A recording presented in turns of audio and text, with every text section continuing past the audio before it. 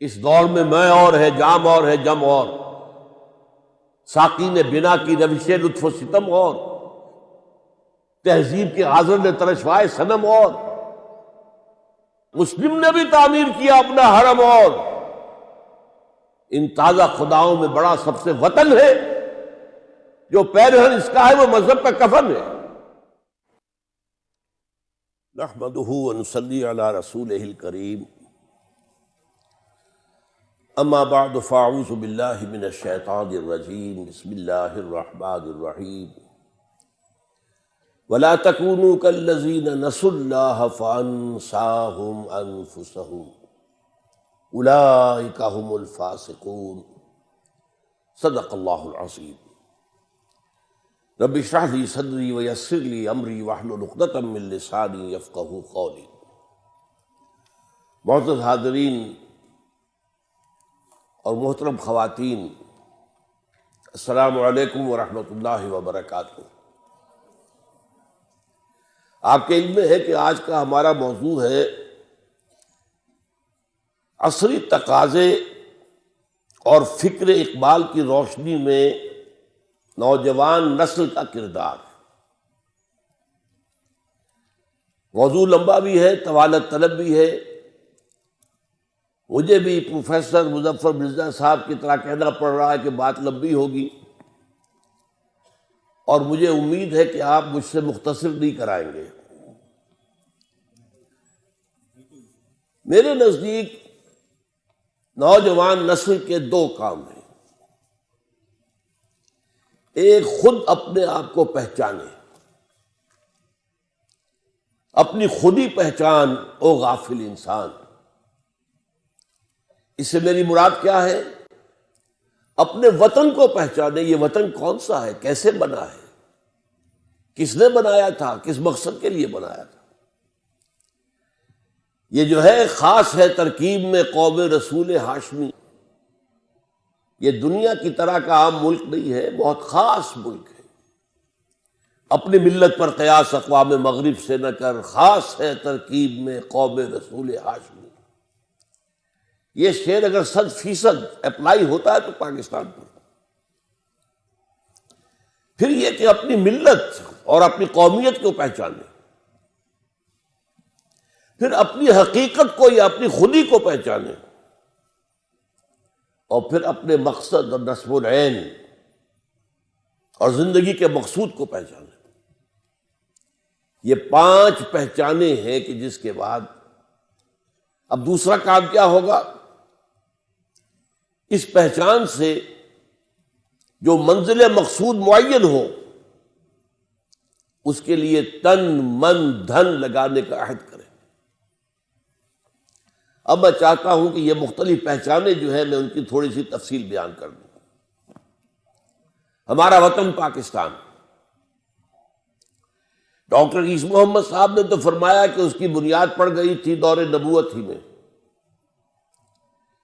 خود قائد اعظم نے ایک مرتبہ فرمایا تھا کہ پاکستان اسی وقت بن گیا تھا جب ہندوستان میں پہلے ہندو نے اسلام قبول کیا۔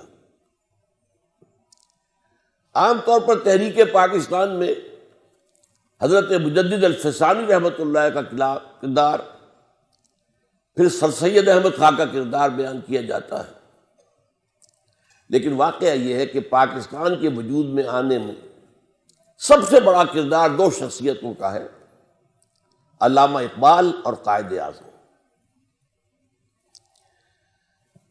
جہاں تک علامہ اقبال کا تعلق ہے، وہ اس ملک کے مجوز بھی تھے، تجویز پیش کرنے والے، مبشر بھی تھے، بشارت دینے والے کہ یہ قائم ہوگا، اور مصور بھی تھے، اس کی نقشہ کشی کرنے والے کہ وہ کیسا اسلام، کیسا پاکستان ہونا چاہیے۔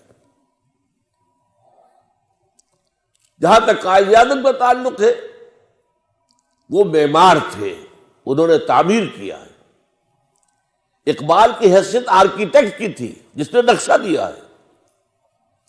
یہ دونوں کے مابین جو نسبت ہے اس کو ضرور سمجھ لیجیے۔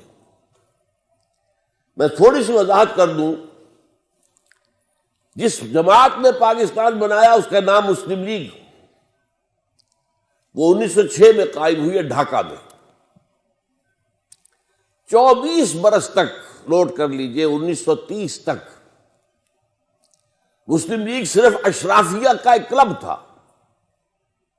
نواب محسن الملک، نواب اسماعیل خان، نواب زادہ لیاقت علی خان، یہ نوابوں، وڈیروں، بڑے لوگوں اور سرداروں کی جماعت تھی. عوامی جماعت سرے سے نہیں تھی. اور اس کا سارا رسم الخط کیا تھا کہ ہندوستان کی آزادی کے بعد ایسا نہ ہو کہ ہندو اکثریت مسلمان اقلیت کو دبا لے، ایکسپلائٹ کرے، اس کا استحصال کرے، اس کی تہذیب ختم کرے، یہاں تک کہ اس کا مذہب ختم کر دے.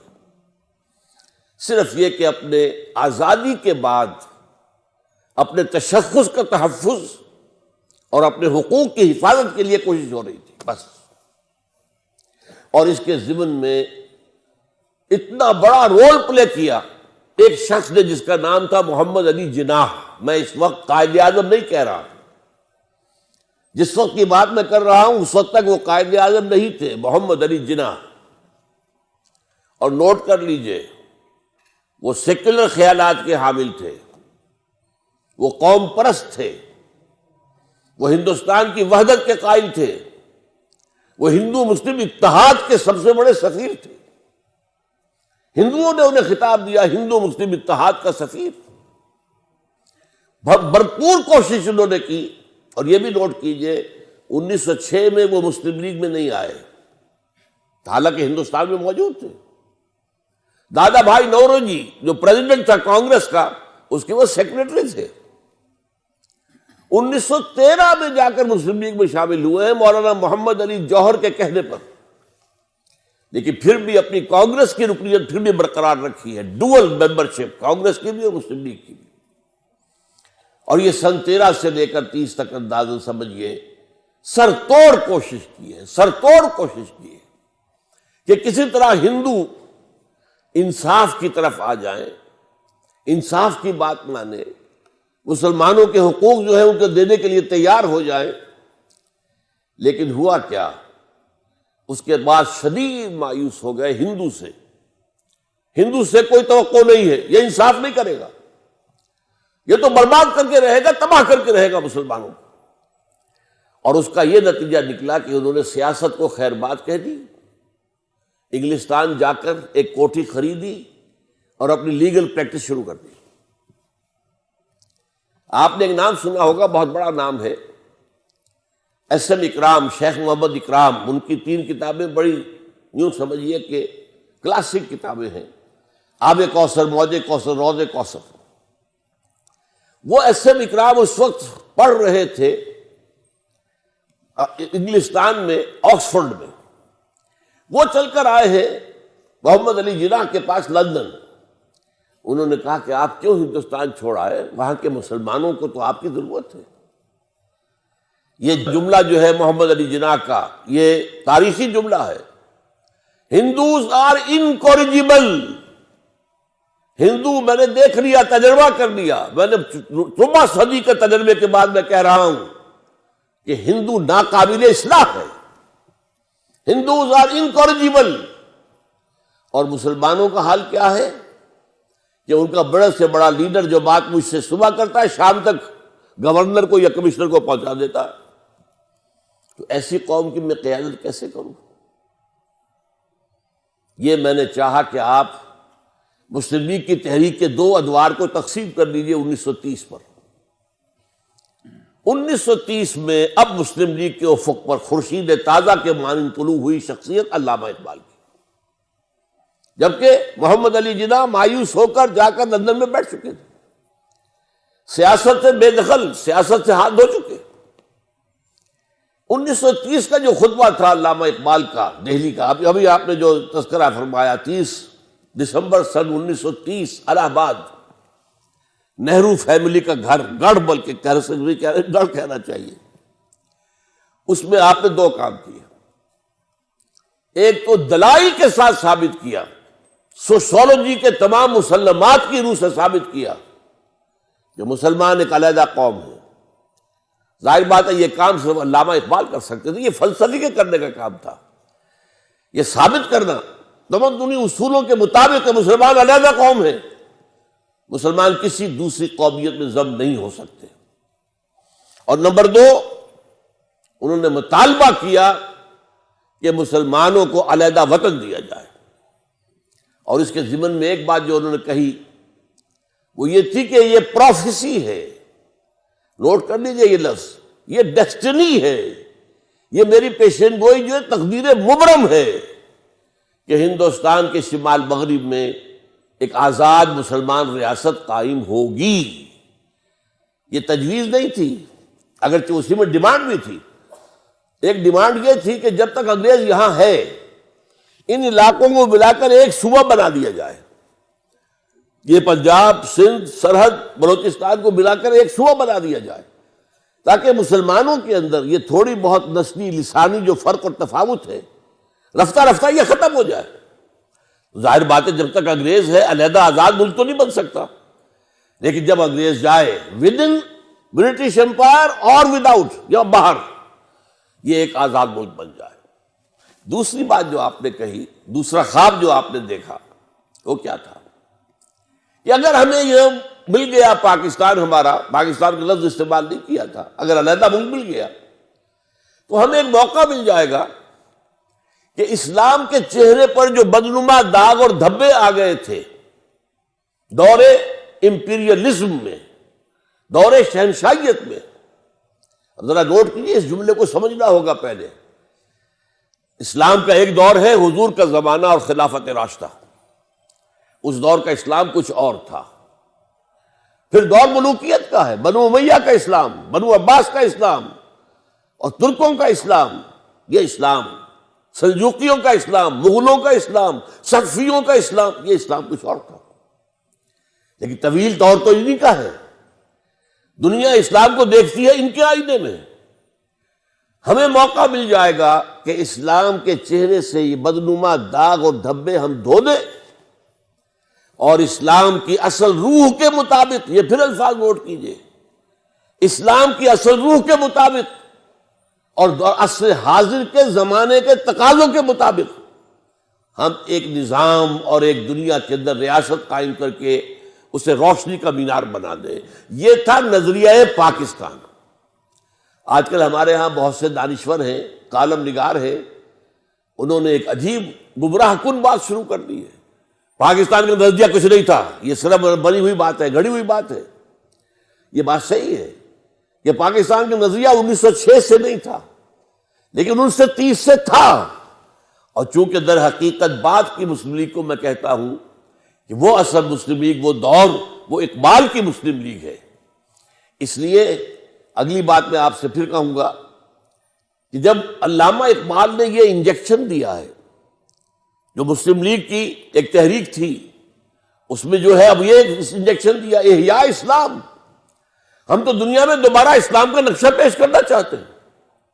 یہ تو ایک مشنری رول تھا، داعیانہ رول تھا، پیغمبرانہ رول تھا۔ اس رول سے ظاہر بات ہے کہ خون گرم ہوا ہے ملت اسلامیہ ہندوستان کا، اور اس کے اندر وہ جوش پیدا ہوا ہے جو علامہ اقبال کی شاعری سے بھی بہت پہلے پیدا ہو چکا تھا، شاعری کے ذریعے۔ لیکن اب آپ علامہ اقبال گئے ہیں 1932 میں لندن، تیسری گول بیس کانفرنس، اس میں محمد علی جناح شریک نہیں تھے، لندن میں تھے لیکن چونکہ سیاست چھوڑ چکے تھے لہذا اس گول بیس کانفرنس میں نہیں تھے، علامہ اقبال گئے تھے۔ وہاں انہوں نے وہ جو خطبہ اقبال تھا اس کی جو ہے ریزوننس ہو چکی تھی، وہاں پر رمزے میکڈونلڈ اس وقت کا وزیر اعظم تھا انگلستان کا، اس نے یہ الفاظ کہے ہیں، تاریخی الفاظ، A poet has destroyed our dreams of united India۔ ایک شاعر، علامہ اقبال کی طرف اشارہ کر رہا ہے، ایک شاعر نے ہمارے جو خواب تھے کہ ہندوستان واحد رہے، متحد رہے، ہمارے سارے خواب پریشان کر دیا، توڑ پھوڑ کر رکھ دی۔ یہ رمز میکڈونلڈ کے اپنے الفاظ، اتنا زور تھا اس خطبہ الہ آباد کے اندر، اور اس سے وہ جوش و خروش مسلمانوں میں پیدا ہو گیا تھا کہ پرائم منسٹر آف برٹن یہ کہہ رہا ہے، A poet has destroyed our dreams of a united India۔ بہرحال اسی موقع پر حضرت علامہ اب محمد علی جناح سے ملاقات کرتے ہیں. ان کے جسم میں بھی وہی انجیکشن لگاتے ہیں کہ دیکھو اب تک تم نے صرف مسلمان اشرافیہ کے ساتھ بات کی ہے، ایلیٹ کے ساتھ بات کی ہے، عوام میں آؤ. اور نمبر 2، صرف حقوق کا تحفظ نہ کرو، یہ ڈیفینسو انداز ہے، اوفینسو انداز لو. ہم اسلام غالب کریں گے، اسلام قائم کریں گے، اسلام نافذ کریں گے، عہد حاضر کی جدید ترین اسلامی ریاست قائم کریں گے. یہ انجیکشن ہے جو 1930 میں مسلم لیگ کو لگا، 1932 میں قائد اعظم کو لگا، پھر اس کے کچھ عرصے کے بعد اور لوگوں نے بھی کوششیں کی. نوابزادہ لیاقت علی خان نے بھی کہا آپ آئیے واپس. بہرحال اس کے بعد جب آئے ہیں محمد علی جناح، پھر انہوں نے آ کر اسلام کا راگ الاپا ہے. پھر انہوں نے ہندوستان کے شہر شہر میں، قریہ قریہ میں، بستی بستی میں جا کر، میں تو یہ کہتا ہوں انہوں نے اسلام کی قوالی گائی ہے. قوالی میں کیا ہوتا ہے؟ حال آ جایا کرتا ہے. واقعہ یہ ہے کہ ہندوستان کے مسلمانوں کو حال آ گیا، تمام ہندوستان کے جمع ہو گئے مسلمان مسلم لیگ کے جھنڈے تلے، اور 1940 میں آ کر پاکستان کے ریزولوشن تلے سب. حالانکہ ایک بات پر غور کیجئے، یہ حماقت نہیں تھی. کیا یو پی کبھی پاکستان میں آ سکتا تھا؟ یو پی کے مسلمان کیوں مسلم لیگ کا ساتھ دے رہے تھے؟ کیوں پاکستان مانگ رہے تھے؟ یہ سی پی کبھی آ سکتا تھا، کبھی مدراس آ سکتا تھا، کبھی بامبے آ سکتا تھا، کبھی بہار آ سکتا تھا، کبھی راجستھان آ سکتا تھا. ہرگز نہیں. پھر یہ پاگل پن نہیں تھا؟ جدید انداز میں تو اسے پاگل پن کہا جائے گا. ابھی تمہیں کیا ہے؟ تمہیں تو پاکستان ملنے والا نہیں ہے. لیکن یہ میں اسی لیے کہہ رہا ہوں کہ جیسے قوالی میں حال آ جاتا ہے، حال میں جذبہ ہوتا ہے، عقل پیچھے رہ جاتی ہے، جذبہ ہوتا ہے جو گورن کر رہا ہوتا ہے. تو یہ ہے وہ دور جس میں کہ پھر اسلام ہمارا رسم العین بنا، ایک مثالی اسلامی ریاست قائم کرنا ہمارا مقصد بنا. اور اسی کے نتیجے میں محمد علی جناح قائد اعظم بنے. اب قائد اعظم بنے ہیں وہ، ورنہ اس سے پہلے وہ محمد علی جناح تھے، اس کے سوا کچھ نہیں. میں تھوڑی سی بات اور یہاں عرض کروں گا. علامہ اقبال کا ایک خواب تو پورا ہو گیا، 17 سال بعد پاکستان بن گیا. بلکہ سن 30 کے خطبے میں مشرقی پاکستان کا تذکرہ نہیں تھا، اس میں صرف شمال مغربی یعنی اس پاکستان کا تذکرہ تھا. بعد میں جو ہے تذکرہ اس کا اضافہ ہوا ہے، وہ علیحدہ بات ہے. بہرحال پاکستان بن گیا، اور اللہ کا شکر ہے کہ اقبال نے جس کا خواب دیکھا تھا سن 30 میں وہ آج بھی موجود ہے، وہ پاکستان موجود ہے. مشرقی پاکستان بھی ختم نہیں ہوا، نام بدل گیا، مسلمانوں کا ملک ہے، آزاد ملک ہے. بہرحال لیکن دوسرا خواب، ابھی آپ مان لیجئے، تسلیم کیجئے، ہماری نااہلی، ہمارے ہاتھ جرم، دوسرا خواب ابھی تک شرمندہ تکمیل ہے. کہاں ہے اسلام؟ اسلام کہاں ہے؟ وہ اسلام کا نظام عدل اجتماعی کہاں ہے؟ وہ اسلام کا نظام کفالت عامہ کہاں ہے؟ وہ سود اور جوئے سے پاک معیشت کہاں ہے؟ وہ عصمت و عفت اور شرم و حیا پر مبنی معاشرہ اب کہاں ہے؟ جا رہا ہے تیزی کے ساتھ. ایلیٹ میں تو ختم ہوا، اب تو رہ گیا ہے کچھ مڈل کلاس میں، لوور مڈل کلاس میں. یہ کہاں ہے اسلام؟ جو اسلام ہمارے پاس ہے وہ تو بھارت میں بھی ہے. ظاہر بات ہے، نمازیں وہاں بھی ہیں، مسجدیں وہاں بھی ہیں، حج کی فلائٹس وہاں بھی جاتی ہیں. کو کیا کمی ہے وہاں اس اسلام میں جو ہمارے پاس ہے؟ یہ اسلام تو بنایا تھا ہم نے اجتماعی نظام کے لیے، the political socio economic system of Islam. اسلام کا نظام عدل اجتماعی، لیقوم الناس بالقسط، تاکہ لوگ عدل پر قائم ہو، کوئی ایکسپلائٹیشن نہ ہو، کوئی ظلم نہ ہو، کوئی ریپریشن نہ ہو، کوئی ڈسکریمنیشن نہ ہو، اور ہر فرد کو اس کی بنیادی ضرورتیں جو ہے وہ مہیا کی جائیں. یہ خواب جیسے ڈاکٹر صاحب نے کہا، ظفر صاحب نے، اس کے حساب سے حالات بہت دیگرگوں ہیں. پروفیسر مرزا مظفر صاحب نے آپ کا دل بنانے کی کوشش کی ہے، لیکن واقعہ یہ ہے کہ اس وقت معاملہ کیا ہے. وہ جو انہوں نے اشعار پڑھے تھے، تیری بربادیوں کے مشورے ہیں آسمانوں میں. وہ ایک آسمان تو وہ ہے 7 آسمان، ایک آسمان دنیا کا ہے، وہ امریکہ بہادر ہے، آج وہ آسمان ہے.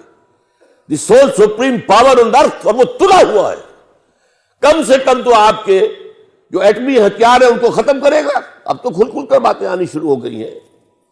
اور یہ کہ اس کے بعد آپ کو بھارت کے رحم و کرم پر چھوڑ دے گا، الا یہ کہ ہم اللہ کو دوبارہ راضی کر لیں، اللہ سے توبہ کریں، اللہ سے معافی چاہیں، حرام خوریاں چھوڑیں، بے پردگیاں چھوڑیں، سودی کاروبار چھوڑیں، ان تمام چیزوں کو چھوڑ کر اور پھر اللہ سے عہد کریں، اے اللہ تو ہمیں مہلت دے دے، کچھ اور دے دے. ہم مانتے ہیں ہم سے کوتاہی ہوئی ہے، ہم نے محل بنائے ہیں، دیکھیں 2-2 کروڑ 3-3 کروڑ کا ایک بنگلہ آج ہے. چلے جائیے ڈیفنس کے اندر کراچی میں اور لاہور میں اور پشاور میں، اور کہیں چلے جائیے جو اسلام آباد میں، کئی کروڑ کے 10-10 مرلے اور ایک کنال کے مکان کئی کروڑ کے. یہ تو تم نے بنا لیے، موٹر وے تم نے بنا لی. وہ اسلام کہاں ہے جس کے لیے یہ خونی لکیر کھنچوائی تھی؟ اس سے زیادہ خونی لکیر دنیا میں کوئی ہوئی ہے؟ لاکھوں آدمی مرے ہیں، ہزارہ عورتوں کی عصمت دری ہوئی ہے، ہزارہ عورتیں ہماری جو ہے وہ کڈنیپ کی گئی، انہی کے پاس رہی ہیں. اور سب سے تلخ بات آپ کو سنا دوں، جب میں میڈیکل کالج کا اسٹوڈنٹ تھا اس وقت ایک کمیشن بنا تھا انڈیا اور پاکستان کے مابین کہ جو ہندو سکھ عورتیں یہاں رہ گئیں ان کو بازیاب کیا جائے، جو مسلمان عورتیں مشرقی پنجاب میں رہ گئیں ان کو وہاں سے حاصل کیا جائے، اور پھر انہیں واپس وہاں بھیج دیا جائے، انہیں یہاں لے آیا جائے. اس کمیشن کے ایک رکن نے مجھے ایک بات بتائی، وہ جب بھی میں یاد کرتا ہوں میں کب کب کی تاریخ ہوتی ہے. کہتے ہیں وہاں مسلمان عورتوں نے ہمارے ساتھ آنے سے انکار کر دیا. بات کیا کہی 100% درست تھی. اب آئے ہو ہمیں لینے کے لیے جب ہمارے 2-2 3-3 بچے ہو گئے ہیں. اور نمبر 2، تمہارے ہاں ہمیں قبول کون کرے گا؟ کون ہم سے شادی پسند کرے گا؟ تو مسلمان عورتوں نے آنے سے انکار کیا. آپ اندازہ کیجئے، یہ مسلمان خواتین محمد کی بیٹیاں ہیں صلی اللہ علیہ وسلم، لیکن اس قیمت پر ہم نے پاکستان لیا. کیوں لیا تھا؟ اسلام کے لیے لیا تھا. اور ہم مجرم ہیں اللہ کے. اور یہ جان لیجئے اللہ جہاں رحیم ہے، غفور ہے، ستار ہے، غفار ہے، شدید الظلم انتقام بھی ہے، شدید العقاب بھی ہے، سزا بھی بہت سخت دیتا ہے. اور بڑی بڑی سزائیں ہمیں دی گئی ہیں. کیا ہسپانیہ میں اسلام ختم نہیں ہوا جہاں 800 برس حکومت کی تھی؟ ایک بچہ باقی نہیں رہا. یہ ساری سزائیں ہم پر بھی آئی ہیں. کیا 1 کروڑ کے لگ بھگ تاتاریوں نے قتل نہیں کیے تھے مسلمان؟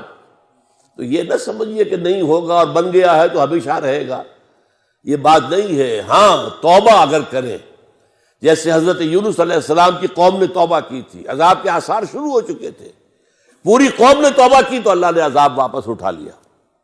ہو سکتا ہے اب بھی، لیکن جو ہمارے لچھن ہیں، جو ہمارے شب و روز ہیں، جو ہماری دلچسپیاں ہیں، جو ہمارا رہن سہن ہے، جو ہمارا تمدن ہے، یہ جو ابھی شعر پڑھ رہے تھے کہ تم وضع میں تم ہو نصارا تو تمدن میں ہنود، یہ مسلمان ہیں جنہیں دیکھ کے شرمائے یہود.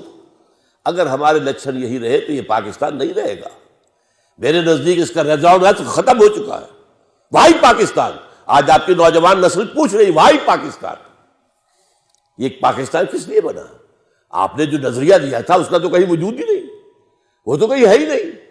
بلکہ لوگ کہہ رہے ہیں نظریہ کوئی تھا ہی نہیں، یا بکواس ہے. یہ تو جنرل شیر علی نے ایک خاص موقع پر ایوب خان کے دور میں بنا لیا تھا نظریہ پاکستان. نظریہ پاکستان کچھ ہے ہی نہیں. میں نے آپ کے سامنے وہ الفاظ پڑھ دیے، میرے پاس اصل الفاظ بھی موجود ہیں، لیکن پڑھ کر سنانا میرے لیے یہاں پر جو ہے ظاہر بات ہے کہ ممکن نہیں ہے.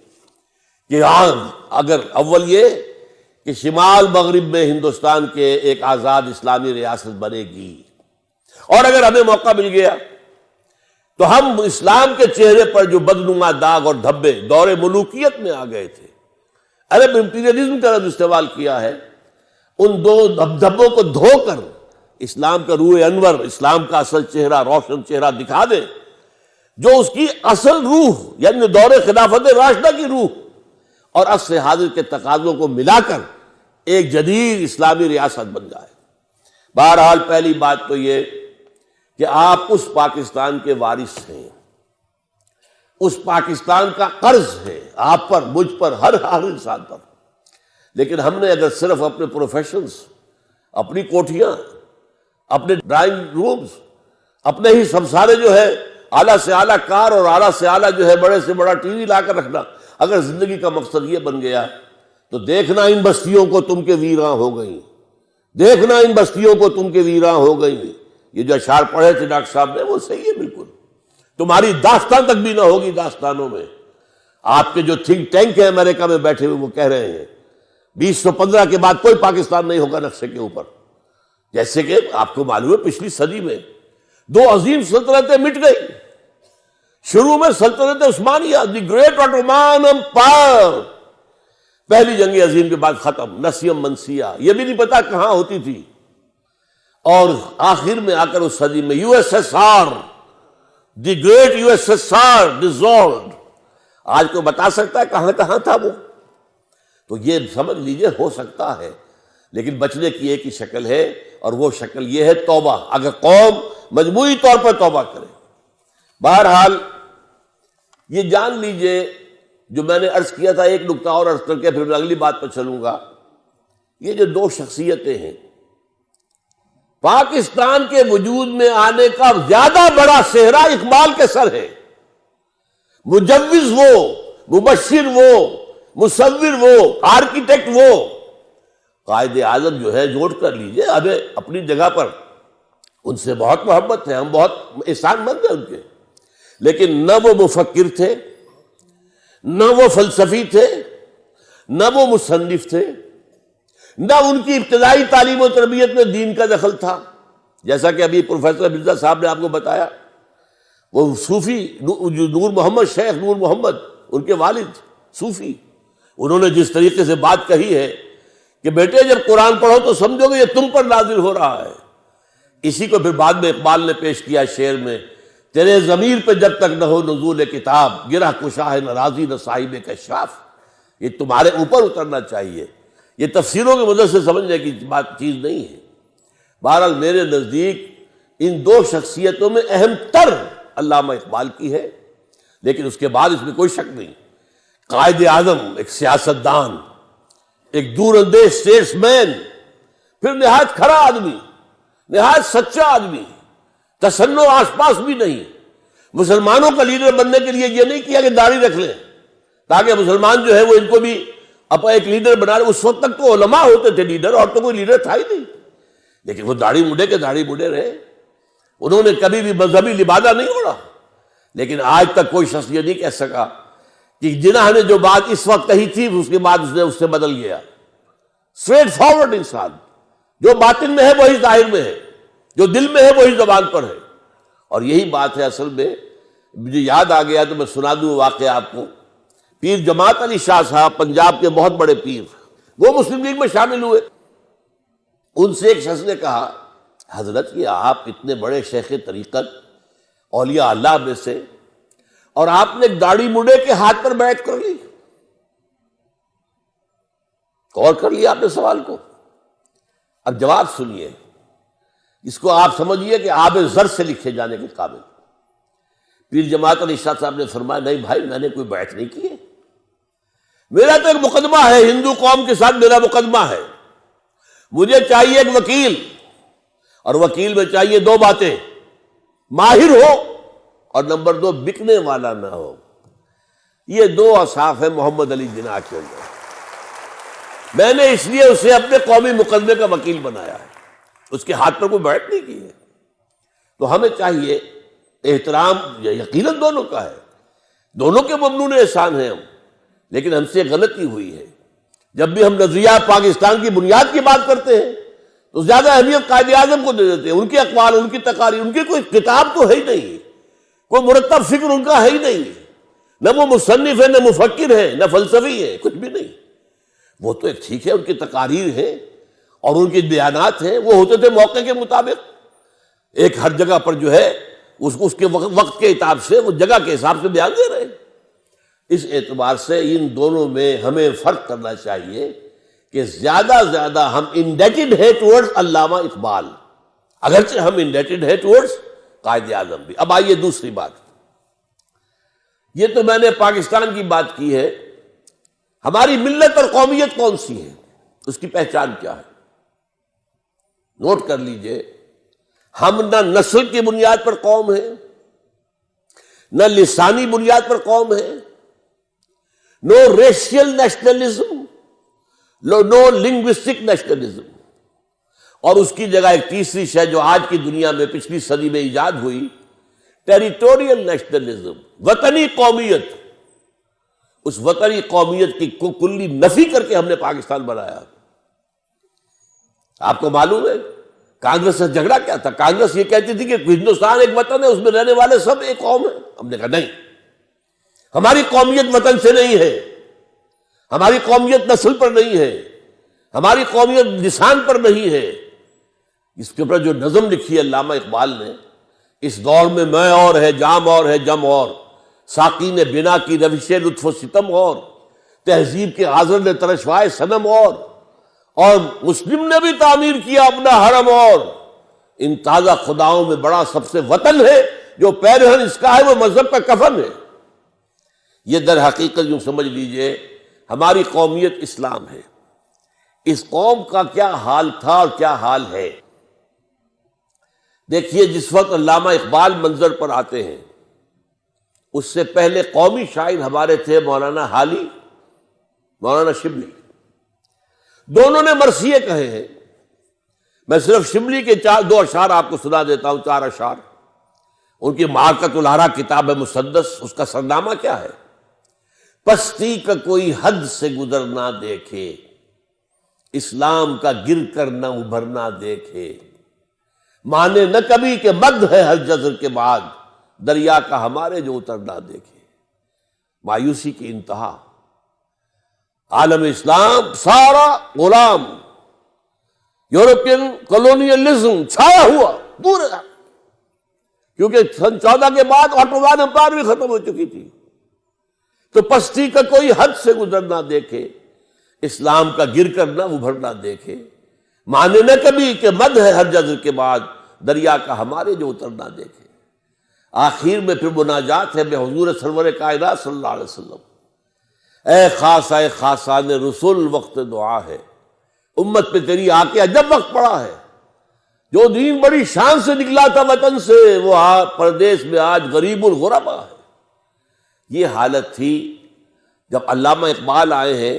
ان کے ہاں آپ کو دونوں چیزیں ملیں گی، مرثیہ بھی ہے۔ مرثیہ کہا ہے انہوں نے، ان کی نظم جو ہے صقلیہ پر، جزیرہ سسلی، جب انگلینڈ جا رہے تھے بحیرہ روم کو عبور کرتے ہوئے، جب صقلیہ کے پاس سے جہاز گزرا ہے تو جو خون کے آنسو روئے ہیں اس نے، یہ مسلمانوں کی تہذیب کا جو ہے، رولے اب دل کھول کر رہے دیدہ خون آبا بار، وہ نظر آتا ہے تہذیب حجازی کا مزار، تھا یہاں ہنگامہ ان سیرا نشینوں کا کبھی، بہر بازی گاہ تھا جن کے سفینوں کا کبھی۔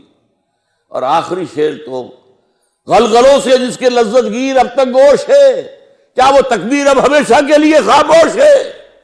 یہاں تو مسجدیں تھیں، یہاں تو اذانیں ہوتی تھیں، یہاں تکبیر ہوتی تھی، اب کہاں ہے؟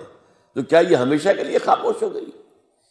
یہ مرثیہ کہا، لیکن اس کے ساتھ ہی انہوں نے ایک خوشخبری بھی دی ہے، کتاب ملت بیضا کی پھر شیرازہ بندی ہے، یہ شاخ ہاشمی کرنے کو ہے پھر برگوبر پیدا، اور نکل کے صحرا سے جس نے روما کی سلطنت کو الٹ دیا تھا، سنا ہے یہ قدسیوں سے میں نے وہ شیر پھر ہوشیار ہوگا، اور نوا پیرا ہو اے بلبل کہ ہو تیرے ترنم سے کبوتر کے تنے نازک میں شاہی کا جگر پیدا۔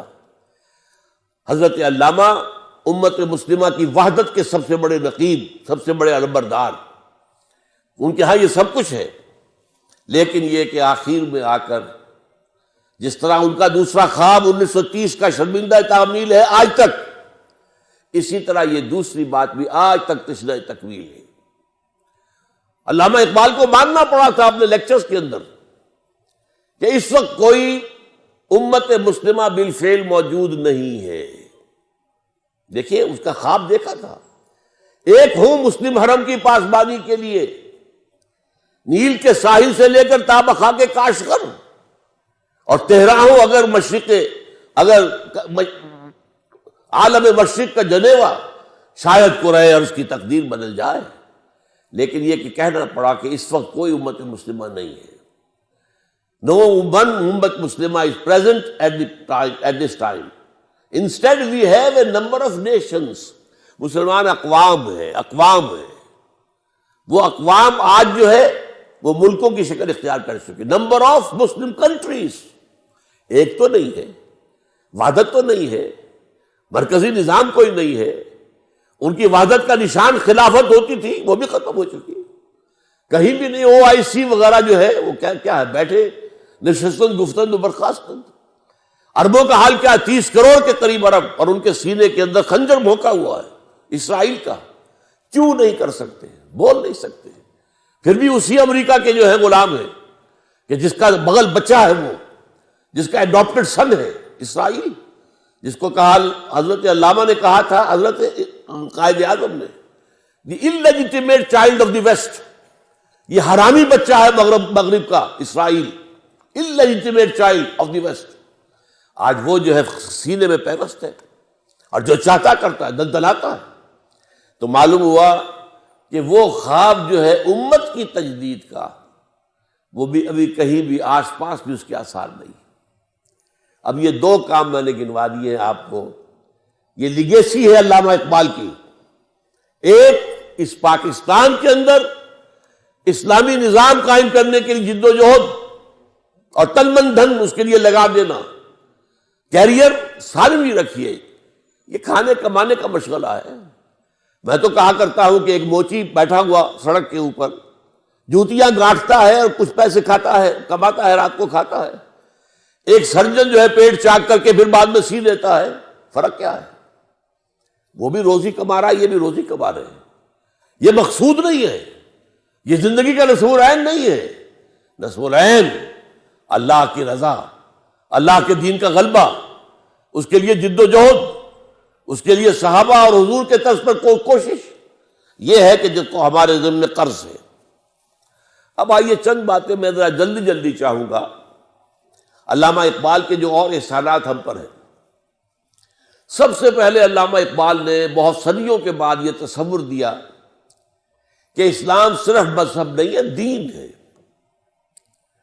ہمارا مذہبی طبقہ اس پر مطمئن ہو چکا تھا. مذہب بس عقیدہ ٹھیک ہو، نماز روزہ ہو اور حج کرائیں اگر استطاعت ہے، طواف کر لیا کرے، عمرہ کر لیا کرے، اگر رمضان کے اندر اعتکاف کا موقع مل جائے، باقی سور نہیں کھانا، سود نہیں کھانا. بس یہ تصور کہ اسلام دین ہے، نظام ہے، نظام عدل اجتماعی ہے، سسٹم آف سوشل جسٹس ہے، یہ ختم ہو چکا تھا.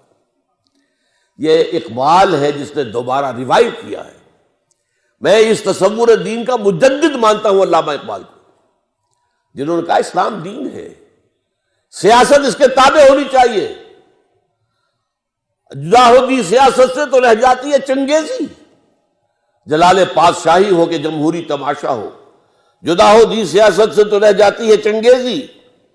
اور ایک بہت بڑے عالم دین نے ایک بات کہہ دی تھی، میں ان کا نام نہیں لیتا خام خواہ، کچھ جو ہے کچھ لوگوں کے جذبات کو بھی ٹھیس لگ سکتی ہے.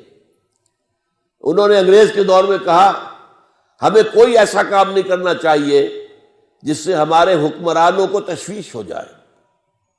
حکمران کون تھے؟ انگریز. اس لیے کہ انہوں نے ہمیں مذہبی آزادی دے رکھی ہے. نماز پڑھنے کی اجازت ہے، روزہ رکھنے کی اجازت ہے، حج کے لیے جانے کی اجازت ہے. وہ زبردستی ہمیں سور نہیں کھلاتے، زبردستی شراب نہیں پلاتے. ہاں لائسنس دیتے ہیں پروسٹیٹیوشن کے، لیکن آپ پر واجب تو نہیں کرتے کہ جائیے اور پروسٹیٹیوشن کیجیے، یہ تو نہیں ہے. تو یہ بات جب علامہ کے سامنے آئی ہے تو علامہ نے جو پھپتی چست کی ہے وہ بڑی تاریخی ہے. ملا کو جو ہے ہند میں سجدے کی اجازت، ناداں یہ سمجھتا ہے کہ اسلام ہے آزاد. اسلام کہاں آزاد ہے؟ اسلام تو محکوم ہے نظام کی حیثیت سے. اسلام کا سیاسی نظام، معاشی نظام، یہاں سارا بینکنگ نظام آ گیا ہے، سود کا نظام آ گیا ہے. اسلام کہاں ہے؟ تو محض مذہب نہیں ہے اسلام، بلکہ اسلام دین ہے، اور اس دین کو قائم کرنے کی جد و جہد اہل ایمان کا فرض ہے. نمبر 2، دوسری بات جو واضح کی علامہ اقبال نے احیاء اسلام کے ضمن میں، احیاء دین کے ضمن میں، روح دین اور ایک ہے مظاہر دین. نماز، روزہ، حج، زکوٰۃ مظاہر دین ہے. روح دین کیا ہے؟ اللہ کی محبت. جب تک یہ محبت اندر نہیں ہے یہ نماز روزہ بے اصل ہے، ان کی کوئی حیثیت ہی نہیں. یہ ریچولز ہیں، یہ محض جو ہے رسمیں ہیں اور کچھ نہیں. چنانچہ علامہ اقبال کہتے ہیں کہ عقل و دل و نگاہ کا مرشد اولی ہے عشق. میں دوسرا مصرع پڑھتے ہوئے ڈر رہا ہوں. عشق نہ ہو تو شر و دین، بتکدہ تصورات. بتکدہ، یہ رسمیں ہماری معبود بن گئی ہیں، رسمیں ہمارا مقصود بن گئی ہیں. وہ اللہ کی محبت کہاں ہے؟ سورہ بقرہ میں تو اللہ فرماتا ہے والذین آمنوا اشد حبا للہ.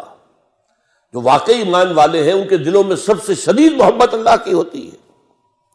اور آپ نے اس عزیزہ کی زبان سے جو اشعار سنے علامہ اقبال کے، شوق اگر تیرا نہ ہو میری نماز کا امام، میرا سجود بھی حجاب، میرا قیام بھی حجاب. جب تک کہ وہ عشق خداوندی نہیں ہے عشق رسول نہیں ہے. عقل و دل و نگاہ کا مرشد اولی ہے عشق. عشق نہ ہو تو شر و دین بتکدہ تصورات. اور یہ بتکدہ تصورات پر جو اگلا شعر کہہ دیا ہے، میں تو کہتا ہوں یہ جرت رضوانہ اقبال کی تھی جو کہہ سکتا تھا. کیا نہیں کوئی غزنوی کارگہ حیات میں، بیٹھے ہیں کب سے منتظر اہل حرم کے سومنات. اہل حرم نے ان رسومات کو اپنا معبود بنا لیا ہے. کیا اس سومنات، یہ نیا سومنات جو اہل حرم نے بنایا ہے اپنا، اس کا بھی کوئی غزنوی آئے گا کہ نہیں آئے گا کہ جو بتائے کہ اصل جو ہے روح دین جو ہے وہ اللہ کی محبت ہے. آگے چلیے، سب سے بڑی بات جو علامہ اقبال نے بتائی ہے وہ جو میں نے گنوایا تھا، اپنی حقیقت، اپنی پہچان. ہم کون ہیں؟ آپ نے سنا ہوگا یہ جو قصور کے درویش شاعر تھے بلے شاہ. بلے شاہ کی جانا میں کون، بولیا کی جانا میں کون ہوں. Who are you؟ اپنی پہچان ہے نہیں. ہم نے آج سمجھا ہے اپنے آپ کو نرا حیوان. ڈارون کی تھیوری نے آ کر اس طریقے سے ذہنوں کے اوپر غلبہ کیا ہے، کیونکہ ہم سمجھتے ہیں صرف اپنے آپ کو حیوانی وجود ارتقاء سے وجود میں آیا ہے حیوان. اب ایک انسان میں اور شمپینزی میں اور گوریلے میں اتنا ہی فرق ہے نا جتنا کہ گدھے اور گھوڑے میں ہے. گدھا ذرا کورس جانور ہے اور گھوڑا جو ہے ذرا ریفائنڈ اینیمل ہے. بس ہم ریفائنڈ ہومو ہیں، ہومو سیپینس. اس سے پہلے نہ معلوم کتنے ہومو ایریکٹس اور کتنے ہوئے تھے. لیکن اصل میں یہ ہے کہ انسان کی حقیقت کچھ اور ہے. انسان دو وجودوں سے مرکب ہو کر بنا ہے، وجود حیوانی، وجود روحانی. یہ روح ہے جس کی بنا پر یہ مسجود ملائک بنا. دو جگہ قرآن میں، سورہ ہجر میں، سورہ صاد میں فرشتوں سے کہہ دیا تھا اللہ نے کہ میں مٹی سے ایک بشر بنانے والا ہوں. انی خالق البشر من صلصال من حمأ مسنون فإذا سويته ونفخت فيه من روحي فقعوا له ساجدين. جب میں اسے تیار کر لوں اور اس میں اپنی روح میں سے پھونک دوں تو پڑنا اس کے سامنے سجدے میں، گر جانا سجدے میں.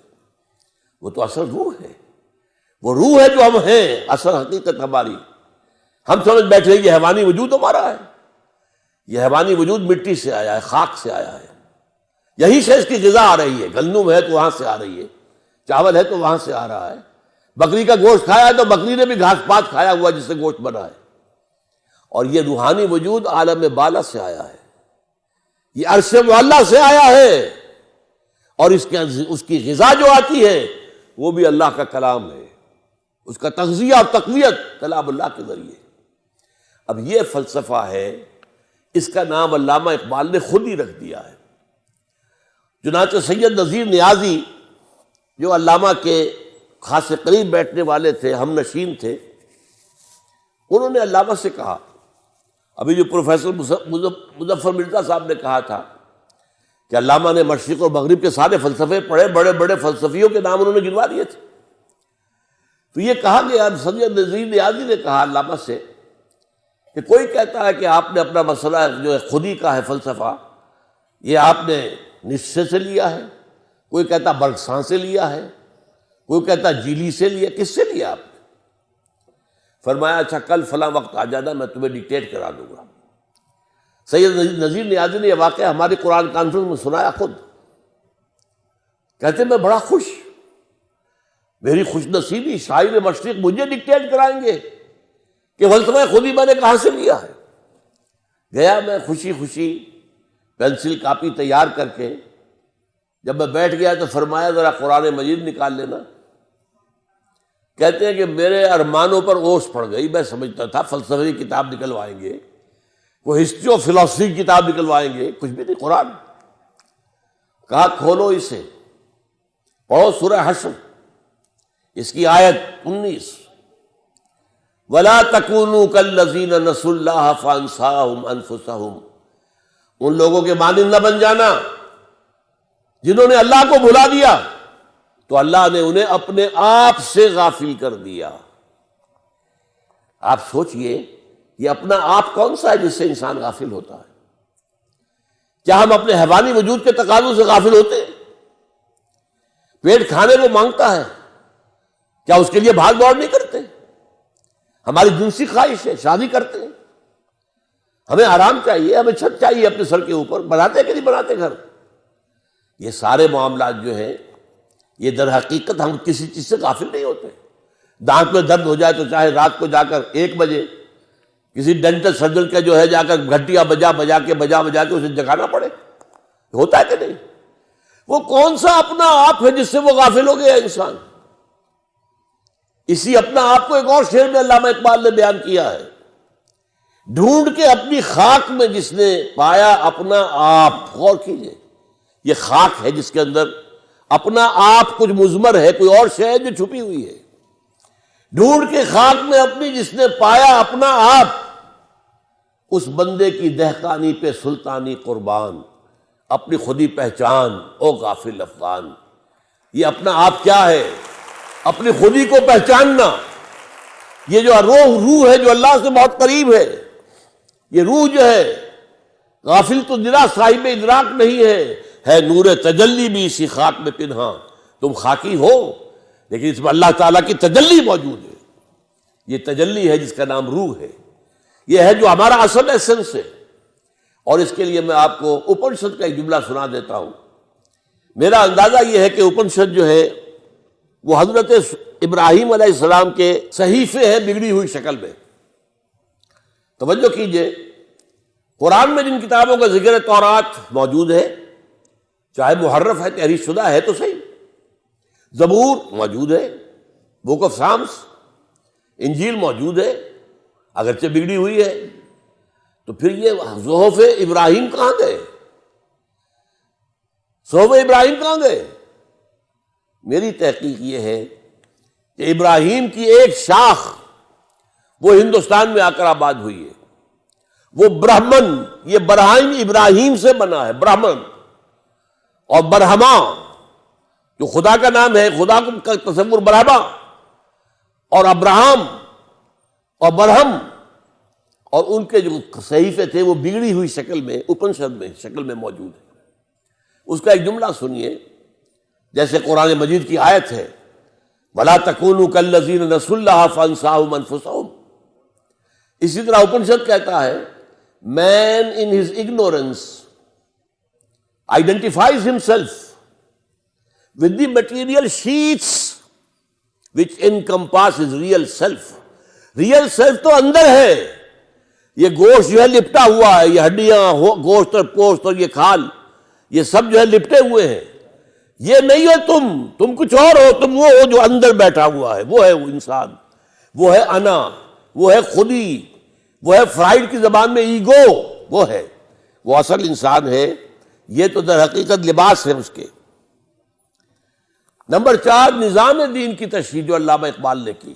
اقبال نے اس دور میں اسلام کے سیاسی، معاشی اور سماجی نظام کی بھرپور جو ہے وضاحت کی۔ سیاسی نظام کی 2 باتیں، اسلام میں انسان کے لیے حاکمیت نہیں ہے، حاکمیت صرف اللہ کے لیے ہے۔ سروری زیبا فقط اس ذات بے ہمتا کو ہے، حکمراں ہے ایک وہی، باقی بتانے حاضری۔ Sovereignty belongs to God. انسان کے لیے کیا ہے؟ خلافت۔ اور خلافت کے معنی کیا ہے؟ جو ہمارے یہاں وائسرائے ہوتا تھا، انگریز ہمارا حاکم تھا، بادشاہ یا ملکہ تو ہوتی تھی لندن میں، یہاں کون ہوتا تھا؟ دلی میں وائسرائے۔ ان کا آپس میں رشتہ کیا تھا؟ جو حکم لندن سے آ جائے گا اسے تو امپلیمنٹ کرنا ہوگا ایز سچ، وائسرائے کو اس میں تبدیلی کرنے کا اختیار نہیں ہے۔ البتہ جہاں کوئی حکم نہیں ہے اسے اپنی سرکمسٹانسز لوکل جو ہے دیکھنے چاہیے، اپنی پوری ذہانت سے کام لے کر جو بھی امپائر کے لیے بہتر بات نظر آئے وہ کر لے۔ یہ خلافت ہے، یہ وائسریجنسی ہے۔ Man is the viceregent of God, man is not the ruler. سروری زیبا فقط اس ذات بے ہمتا کو ہے، حکمراں ہے ایک وہی، باقی بتانے حاضری۔ اس کی جو بادشاہت ہے اس کے معنی کیا ہے؟ اس کی کتاب اور اس کے رسول کی سنت کے تابع رہو گے۔ جہاں ان دونوں کا حکم ہے سر تسلیم خم، جہاں حکم نہیں ہے یہ امرہم ہے، اللہ نے تمہارے اوپر چھوڑ دیا ہے۔ امرہم شورا بینہم، آپس میں مشورہ کر کے معاملہ طے کر لو۔ یہ ہے اسلام کا نظام۔ یہ ڈیموکریسی نہیں ہے، یہ تھیوکریسی نہیں ہے۔ ڈیموکریسی کی بنیاد ہے پاپولر ساورنٹی پر، ساورنٹی یہاں اللہ کی ہے، یہ اپنا نظام ہے، نظام خلافت ہے۔ آگے چلیے اسی طریقے سے معاشی نظام کا اصل کیا ہے؟ اصل الاصول ملکیت تامہ صرف اللہ کی ہے۔ جیسے حاکمیت مطلقہ اللہ کی ہے، انسانوں کے لیے خلافت، ملکیت تامہ، ہر شے اس کائنات میں جو ہے اللہ مالک ہے۔ لہو ملک السماوات والارض، آسمان اور زمین کی ملکیت اس کی ہے۔ انسان کے لیے جو کچھ ہے امانت ہے۔ جو علامہ اقبال کہتے ہیں کہ رزق خود را از زمیں بردن رواست، این متاع بنداؤ مل کے خداست۔ زمین سے اپنے لیے روزی نکال لینا جائز ہے، لیکن اسے ملکیت نہ سمجھو۔ این متاع بندے کے لیے استعمال کی چیز ہے، ملک خداست، اور یہ خدا کی ملکیت ہے۔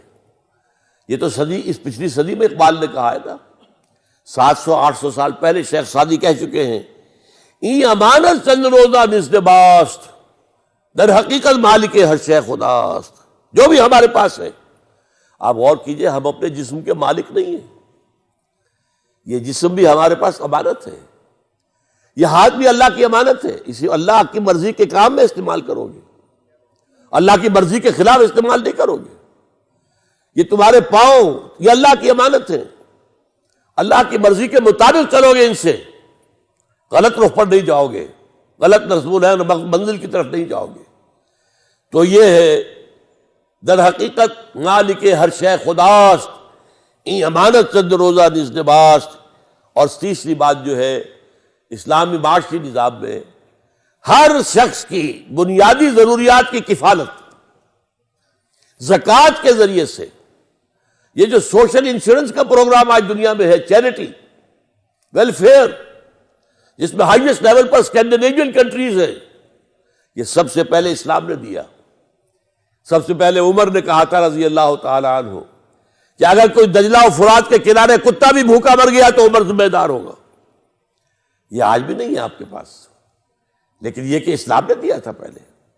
تو بہترین نظام، آئلی نظام یا سماجی نظام، اس کا پہلا اصول کیا ہے؟ تمام انسان پیدائشی طور پر برابر، کوئی اونچا نہیں، کوئی نیچا نہیں، کوئی بڑھیا نہیں، کوئی گھٹیا نہیں۔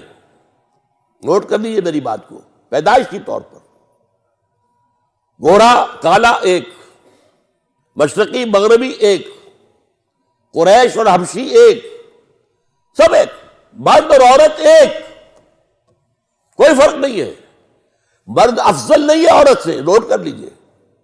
ایک اعتبار سے، انتظامی اعتبار سے بات اور ہوگی، وہ بات میں بتاؤں گا میں، لیکن پیدائشی طور پر all human beings by birth are absolutely equal. اس کے بعد فرق کیسے پڑتا ہے؟ وہ ایکوائرڈ کریکٹر سے پڑے گا. آپ نے علم زیادہ حاصل کیا ہے، آپ افضل ہو گئے. آپ نے نیکی کا کام زیادہ کیا ہے، آپ افضل ہو گئے. آپ متقی زیادہ ہیں، ان اکرمکم عند اللہ اتقاکم، آپ متقی اوپر ہو گئے. ایک پیدائشی طور پر کوئی فرق نہیں ہے انسانوں کے اندر. اور یہ جو میں نے آپ سے کہا، جب نظام خاندان بنتا ہے، اس میں ظاہر بات ہے عورت اور مرد ویسے برابر ہیں. ہیومن آنر، ہیومن رسپیکٹ، اس سب میں برابر ہے. ہیومن بینگز ہے، ایک ہی باپ کے نطفے سے ہے بیٹا بھی اور بیٹی بھی، اور ایک ہی ماں کے رحم پہ پرورش پائی ہے بیٹے نے بھی بیٹی نے بھی. فرق کیسے ہو جائے گا؟ کوئی فرق نہیں. ہاں when they enter into a marriage contract, now they are not equal. شادی ہو گئی، آپ کو ادارہ بنانا ہے. ایک ادارے کے دو سربراہ برابر کا اختیار رکھنے والے نہیں ہو سکتے. سوچئے آپ کے کالج کے دو پرنسپل ہو سکتے؟ کسی مینیجنگ کمیٹی کے دو چیئرمین ہو سکتے؟ دو مینیجنگ ڈائریکٹر ہو سکتے؟ امپاسبل. انتظامی اعتبار سے فرق ہو جائے گا. الرجال قوامون علی النساء، لیکن یہ انتظامی معاملہ ہے بس. یہ نہیں ہے کہ عورت کمتر ہے اور مرد جو ہے وہ برتر ہے، عورت افضل مفضول ہے اور مرد جو ہے افضل نہیں. پھر یہ کہ اس سماجی معاملے میں اللہ تعالیٰ کا نظام جو ہے، جو جس کی اقبال نے کی ہے، حافظ ناموس زن مرد آزما مرد آفری. پورا نظام کیا ہے؟ یہ سیگریگیشن آف سیکسز اسلام نے جو دیا، جو آج ہمارے یہاں نہیں ختم ہو رہا ہے. یہ ہمارے ہاں سطر اور پردے کے احکام جو ختم ہو رہے ہیں تیزی کے ساتھ. یہ جو گھر کی چار دیواری ہے، یہ قلعہ ہے ایک، اب یہ ختم ہو رہا ہے. اب تو گھر وہ بنتے جن میں چار دیواری ہے ہی نہیں. وہ تو در حقیقت سامنے سے بھی کھلا، پیچھے سے بھی کھلا ہے. پہلے وہ گھر بنتے تھے چاروں طرف تعمیر، درمیان میں صحن، اور یہ نہیں ہوتا تھا کہ اگلے مکان سے وہاں کوئی جھانک صحن کے اندر کہیں کوئی جو نگاہ پڑ جائے. نہیں، ممکن ہی نہیں. تو یہ نوٹ کیجئے، یہ ہے وہ نظام کے جو دیے ہیں، جو کا تذکرہ کیا علامہ اقبال نے. اب اگلی بات، ویسے اب میں جلدی ختم کر رہا ہوں، آپ گھبرائے نہیں. علامہ اقبال انقلاب کا بہت بڑا داعی ہے. میں اس کا صرف آپ کو دو ہے ایک بڑی نظم کے کا ایک سٹینزا سنا رہا ہوں. خواجہ از خون رگے مزدور سازد لال ناب، از جفائے دہ خدایاں کشت دہقانہ خراب. انقلاب انقلاب ہے انقلاب. خواجہ یعنی سرمایہ دار، خواجہ از خون رگے مزدور، وہ اپنے مزدوروں کی رگوں میں دوڑنے والے سرخ خون سے. خواجہ از خون رگے مزدور سازد لال ناب، یہ جو شام کو شراب پی رہا ہے وہ کہاں سے آئی ہے؟ یہ مزدوروں کی رگوں کا دوڑتا ہوا خون ہے جس سے شراب کشید کی گئی ہے. از جفائے دے خدایاں کشت دہقانہ خراب، جاگیرداروں زمینداروں ان کے ظلم کی وجہ سے دہقان کی کھیتی خراب ہے. دہقان کے بچے کو روٹی نہیں مل رہی، دہقان کے بچے کو تعلیم نہیں مل سکتی، دہقان کے بچے کا علاج نہیں ہو سکتا. دہقان کا خون اور پسینہ اس پر عیش کون کر رہا ہے؟ زمیندار، جاگیردار، وڈیرے. یہ ظلم و ستم، یہ جو ایکسپلائٹیشن ہے. خواجہ از، پھر سن لیجئے کس قدر یہ انقلابی کلام ہے. خواجہ از خون رگے مزدور سازد لال ناب، از جفائے دہ خدایاں کشت دہقانہ خراب. انقلاب انقلاب ہے انقلاب. اس کے بعد علامہ اقبال نے انقلاب کا طریقہ بھی بتا دیا ہے دو اشعار کے اندر. اور یہ دو سمجھیے، ایک مصرے کے اندر مکی زندگی ہے، دوسرے مصرے میں مدنی زندگی ہے. اور عجیب ہے یہ اشعار، غور سے سنیں. فارسی کے ہیں. ویسے یہاں میری کتاب جو ہے علامہ اقبال اور ہم باہر موجود ہے، مل سکتی ہے آپ کو. یہ تو میں نے چند اشعار سنا ہے، ان میں تو بہت اشعار ہیں، اور فارسی کے اشعار کے ترجمے بھی ہم نے دیے. ہمیں معلوم ہے کہ عربی فارسی ہم لوگ نہیں جانتے، وہ موجود ہے، علامہ اقبال اور ہم نامی کتاب باہر موجود ہے، آپ لے سکتے ہیں۔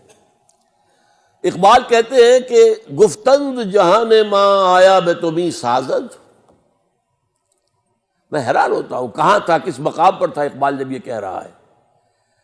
اللہ نے مجھ سے کہا اے اقبال، میں نے تمہیں جس جہان میں بھیجا ہے تمہیں پسند آیا؟ گفتند جہان ماں آیا بے تمہیں سازد، گفتم کی نمی سازد، میں نے کہا نہیں مجھے پسند نہیں ہے، یہاں تو ظلم ہے، یہاں تو خواجہ جو ہے وہ خون رگے مزدور سے شراب پریش کر رہا ہے اور شام کو بیٹھ کر پیتا ہے کلب کے اندر، یہاں تو زمینداروں نے جو ہے وہ کشتیں دہقانہ خراب کی ہوئی ہے، یہاں تو طرح طرح کا ظلم ہے، یہاں یورپ نے کولونیلزم کے ذریعے سے کتنے عرصے تک ایشیا اور افریقہ کا خون چوسا ہے، مجھے تیری دنیا پسند نہیں آئی۔ فرمایا گفتم کے نمی سعادت، گفتن کے برہم زن، اچھا توڑ دو پھوڑ دو ختم کر دو، اس کو توڑ دو اور ختم کر دو کیسے؟ یہ اگلا شعر ہے، با نشہ درویشی در ساز و دمادم زن، پہلے تو درویشی کا راستہ اختیار کرو اور دمادم دمادم دمادم کام کرتے رہو۔ کیا کام کرو؟ تبلیغ، دعوت، لوگوں کے ذہنوں کے اندر ایمان اتارو، لوگوں کے دلوں میں ایمان کو راسخ کرو، ان کا تزکیہ نفس کرو، ان کو منظم کرو، ان میں صبر کی عادت ڈالو، ان کے اندر تن من دھن قربان کر دینے کا وصف پیدا کرو۔ یہ سب درویشی ہے۔ آپ کو اگر ایک جملے میں سمجھنا ہے تو یہ مکی زندگی ہے حضور کی، دعوت ہے، تبلیغ ہے، قرآن کی تعلیم ہے، تربیت ہے، تزکیہ ہے، صبر ہے۔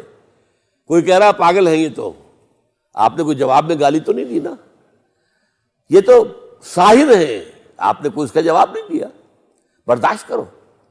یہاں یہ بدھ مت کے بھکشو بننا پڑے گا، یہاں اس مرحلے پر حضرت مسیح کے قول پر عمل کرنا پڑے گا کہ اگر تمہارے داہنے گال پر کوئی تھپڑ مارے بایاں بھی پیش کر دو۔ مکی دور یہ ہے، کہہ دیا گیا تھا کہ چاہے تمہارے ٹکڑے اڑا دیے جائیں تم نے کوئی ہاتھ نہیں اٹھانا۔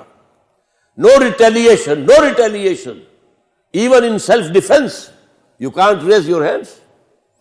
یہ 12 برس سے با نشہ درویشی در ساز و دمادم زن، یہ جماعت بنانا، ایک حزب اللہ بنانا، ایک جمعیت فراہم کرنا سرفروشوں کی، جو سروں سے کفن باندھ چکے ہوں، جو اپنے آپ کو تابع کر چکے ہوں ایک نظم کے، اللہ کے نظم کے بھی تابع اور جماعت کے نظم کے بھی تابع۔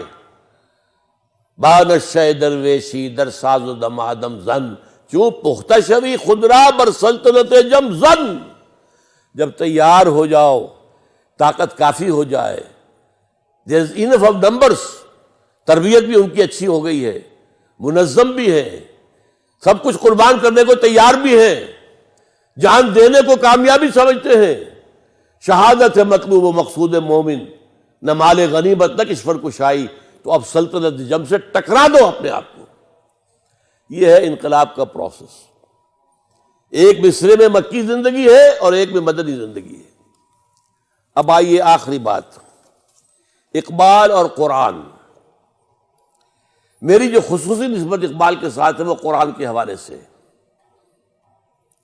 قرآن مجید کے حوالے سے میں آپ سے ایک بات کہوں گا۔ علماء تو بے شمار ہیں ہمارے ہاں، عربی زبان کے ایک سے ایک بڑھ کر جاننے والے، گرامر کے ایک سے ایک بڑھ کر جاننے والے، کلام جاہلی ایک سے ایک بڑھ کر جاننے والے۔ اس کے باوجود میں آپ سے کہتا ہوں، عظمت قرآن کا جو انکشاف اقبال پر ہوا ہے، میں عمر کی 78ویں برس میں کہہ رہا ہوں، اپنی عمر بھر کا نچوڑ کہہ رہا ہوں، وہ میں نے کسی بڑے سے بڑے عالم کے اندر بھی نہیں پایا۔ جس قدر انکشاف ہے، عظمت قرآن کا انکشاف، یہ ہو سکتا ہے۔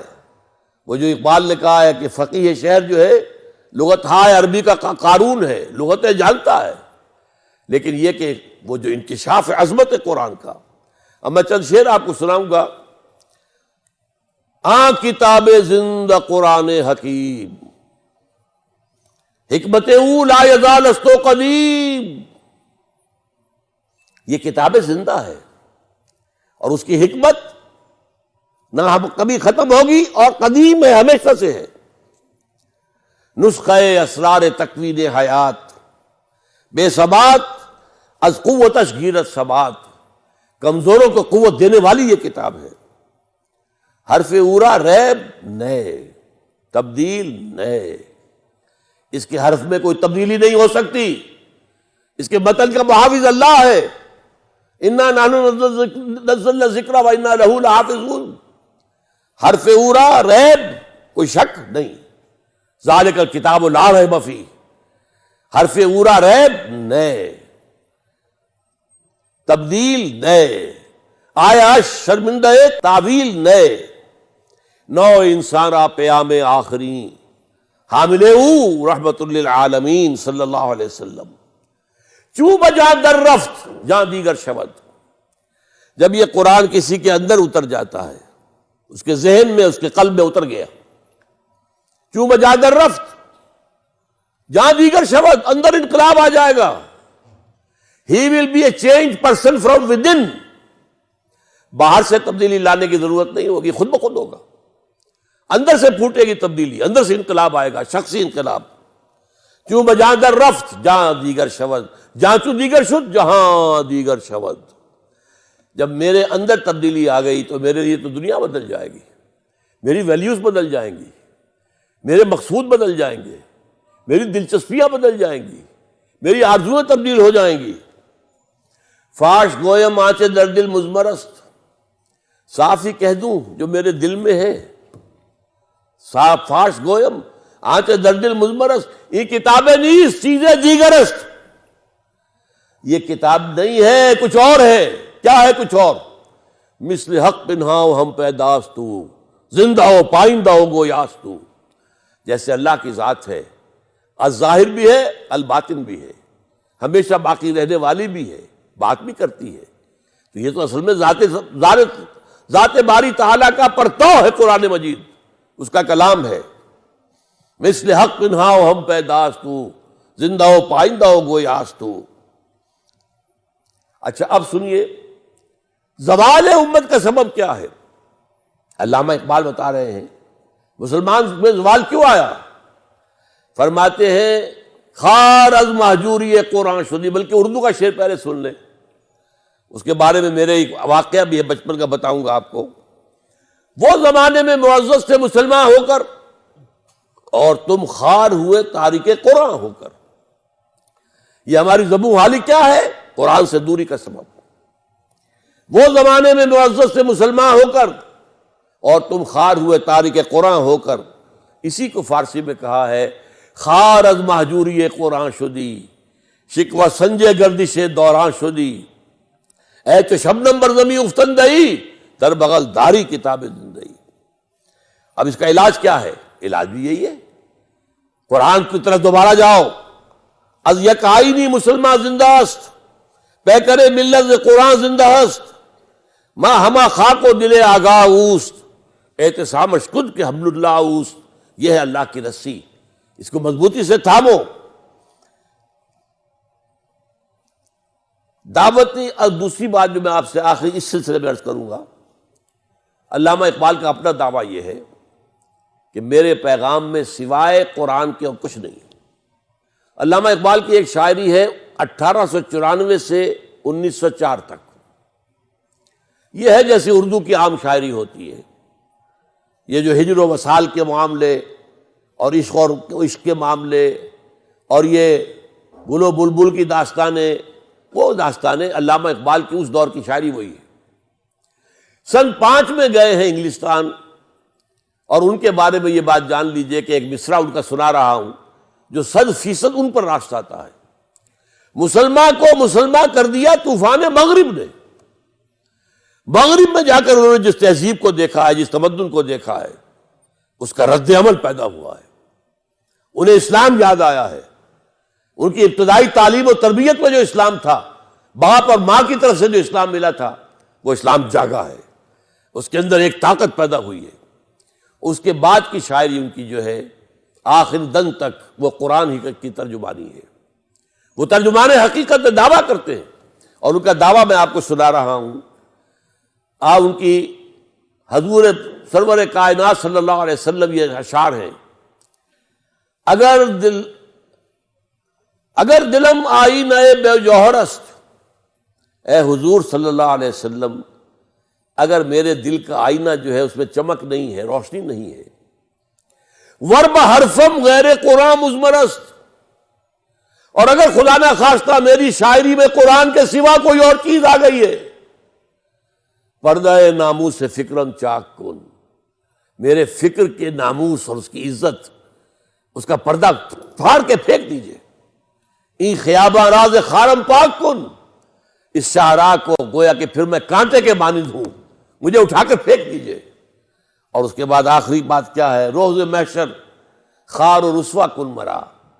قیامت کے دن مجھے ذلیل و خوار کر دیجیے گا. بے نصیب از بوسہ پاک کن مرا.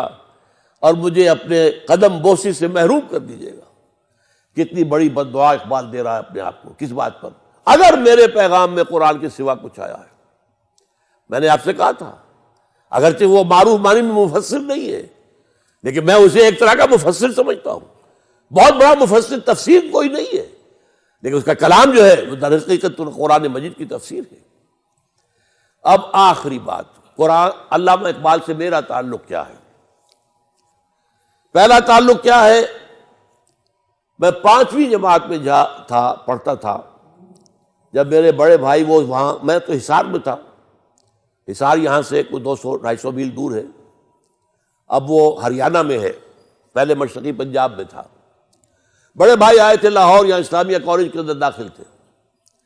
وہ جب سمر ویکیشن پر آئے تو میرے لیے بانگے درا لے آئے. 5ویں جماعت. اب 5ویں جماعت کا بچہ کیا پڑھے گا؟ اس کو میں پڑھتا تھا اور کچھ ترنم سے پڑھتا رہتا تھا. کچھ سمجھ میں آتا تھا، کچھ نہیں آتا تھا. کچھ لوگوں سے پوچھتا تھا. ہمارے قریب میں ایک آ گئے تھے جو مادری زبان صاحب زبان تھے، ان سے جا کر جو ہے ایکسائز انسپیکٹر تھے، ان سے پوچھتا تھا. لیکن یہ شعر اس وقت معلوم ہوتا ہے کہ میرے ذہن کی سب سے نچلی سطح پہ چپک گیا کہ وہ زمانے میں معزز سے مسلمان ہو کر اور تم خار ہوئے تاریخ قرآن ہو کر. قرآن کے ساتھ یہ تعلق میرا اس شعر سے شروع ہوا ہے. اس کے بعد یہ میرا تعلق اور بہت سے تعلقات کے ساتھ اس کے رشتے جڑے ہیں. مولانا مودودی، مولانا اصلاحی، ابوالکلام آزاد، مولانا فراہی، اور یہ ڈاکٹر رفیع الدین مرحوم و مغفور، اور شیخین میرے شیخ الہند اور شیخ الاسلام. لیکن یہ ہے کہ واقعہ یہ ہے کہ میرے ذہن کی سب سے نچلی سطح پر بھی اقبال ہے اور سب سے اوپر کی سطح پر بھی اقبال ہے. لیکن میں نے اپنے لیے ایک خطاب پسند کیا ہے. کوئی کہہ دیتا ہے کہ میں مانوی فرزند ہوں ان کا. ابھی پچھلے دنوں ایک ٹی وی پر ایک مکالمہ ہو رہا تھا تو عوریہ مقبول جان صاحب نے کہہ دیا کہ چونکہ میرے ساتھ بیٹھے ہوئے تھے ڈاکٹر اقبال کے بیٹے جاوید اقبال صاحب، ان کا ایک طرف تو سلمی بیٹے ہیں لیکن دوسری طرف اصل میں علامہ اقبال کے وارث جو ہے کلام کے وہ یہ ہے. تو مجھے اچھا نہیں لگا کہ ان کی موجودگی میں یہ بات کہتے. میں نے اپنے لیے جو القاب چنا ہے وہ کیا ہے؟ یکے از رگہائے ساز اقبال. اس کی وضاحت کر دوں. اقبال کی ایک بڑی عظیم نظم ہے، میں نہیں چاہتا کہ اس کے اور اشعار آپ کو سناؤں. آخری شعر کیا ہے؟ چنگ را گیرید از دستم کہ کار از دست رفت. یہ میرے ہاتھ سے ساز لے لو کہ ہاتھ کا کام تو ہو چکا. نغمہ ام خون گشت. اب جیسے جسم میں خون دوڑتا ہے، میرا نغمہ ان رگوں کے اندر، ان تاروں میں گشت کرے گا اور ان میں سے نکلے گا اور نکلتا رہے گا. تو میں نے کہا میں بھی علامہ اقبال کے رگ ہائے ساز میں سے ایک رگ ہوں، بس اس سے زیادہ میرا مقام نہیں. البتہ 2 کام میں نے وہ کیے ہیں اللہ کے فضل و کرم سے. اللہ کے فضل و کرم سے وہ نسبت میں سمجھتا ہوں اقبال کے ساتھ میری بہت قوی ہے. علامہ اقبال کا ایک خواب تھا جس کے تحت ایک ادارہ وجود میں آیا تھا، دارالاسلام. حضرت علامہ کے ایک مرید تھے، بڑے زمیندار تھے، چودھری نیاز علی خان، ضلع گرداسپور کے. وہ نہر میں تھے، ایکسین وغیرہ ریٹائر ہوئے تو پیسہ کافی تھا ان کے پاس، زمیندار بھی بڑے تھے. علامہ کے پاس حاضر ہوئے کہ میرے پاس پیسہ بھی ہے، زمین بھی ہے، میں کوئی دین کا کام کرنا چاہتا ہوں، بتائیے کیا کروں؟ فرمایا ایک ادارہ بناؤ دیہات میں، کھلی فضا میں، اور وہاں پر گریجویٹس جو ہیں، یونیورسٹی سے گریجویٹس ہو چکے، انہیں قرآن پڑھاؤ اور انگریزی میں پڑھاؤ، اور ان کو مطمئن کرو قرآن پر۔ یہ کام ہے کرنے کا۔ انہوں نے کیا کیا، ایک وقف بنایا، اب بھی وقف موجود ہے، جوہر آباد، یہ جوہر آباد جو ہے اس کے اندر وہ وقف موجود ہے، اب بھی موجود ہے۔ وقف بنا دیا، عمارتیں بن گئیں۔ ایک خط لکھا مصطفیٰ مراغی جو الازہر کے ریکٹر تھے اس وقت، وائس چانسلر، کہ ہمیں ایک ایسا عالم دین دیجئے جو انگریزی میں گریجویٹس کو قرآن پڑھا سکے اور قرآن پر مطمئن کر سکے۔ انہوں نے کہا ہمارے پاس ایسا کوئی آدمی نہیں ہے۔ وہ اسکیم دھری رہ گئی، اگرچہ ایک مفید کام ہوا وہاں بعد میں مولانا مودودی حیدرآباد دکن سے ہجرت کر کے علامہ اقبال کے کہنے پر آئے ہیں، تو ان کا مرکز وہاں رہا ہے، وہ جماعت اسلامی وہیں بنی ہے۔ لیکن وہ جو ادارہ تھا کہ گریجویٹس کو رکھ کر عربی اور قرآن پڑھایا جائے اور قرآن پر مطمئن کیا جائے، وہ کام نہیں ہو سکا۔ الحمدللہ ثم الحمدللہ، میرے ہاتھوں اللہ نے انجمن خدام القرآن قائم کرائی، اس کے تحت قرآن اکیڈمی قائم کرائی، اور اب تو کئی جگہ پر ہے، لاہور میں ہے، ملتان میں ہے، کراچی میں ہے، فیصل آباد میں ہے، جنگ میں ہے۔